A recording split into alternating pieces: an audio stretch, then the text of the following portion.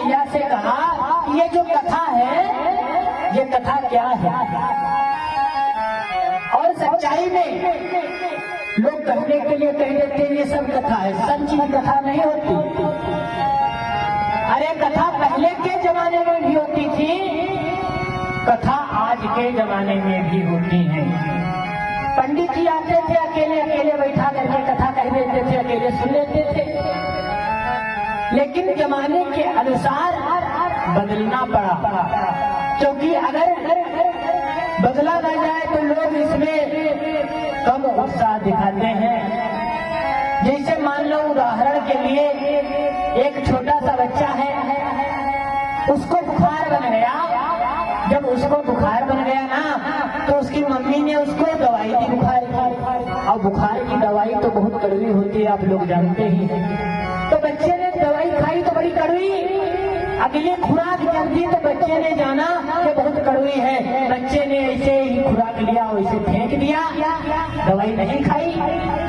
तो माता ने, उसकी मम्मी ने विचार किया ये ऐसे नहीं खाएगा।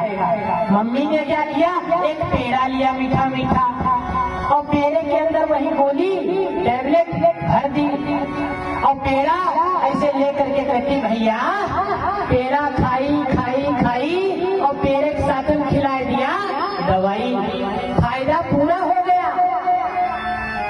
वैसे ही ये जो साजबाज है, सब दिखावटी चीजें हैं, ये सब पेड़ा बर्फी है। इसी के माध्यम से भगवान के कथा रूपी दवाई जा रही है, खिलाई। लेकिन आजकल के कुछ भक्त भी अजीब होते हैं। जैसे भैया के बुखार बना, दवाई कड़वी थी तो पेड़े में भर करके दिया, और जो खुराफाती बच्चे होते हैं तो कहा बच्चे ने, मम्मी पेड़ा ये हमें दे दो, हम बाहर वाले के पास जाकर के खा लेंगे। अब बच्चा पेड़ा लेकर के बाहर गया और वो अंदर की गोली निकाल कर फेंक दिया, और पेड़ा खा लिया, बुखार नहीं उतरा, फायदा नहीं हुआ। और जब फायदा नहीं हुआ तो मम्मी ने कहा भैया तो पेड़ा खाए रहो।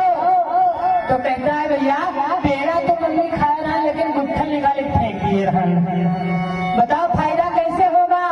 उसी प्रकार से कुछ लोग केवल आनंद लेने आते हैं, इधर उधर की चीजें, महाराज जी कैसे हैं, कहाँ से आए हैं, बाजा कैसा बजता है, ढोलक कैसी बजती है, मंच कैसा लगा है, उसे कसम कोई मतलब ही नहीं है।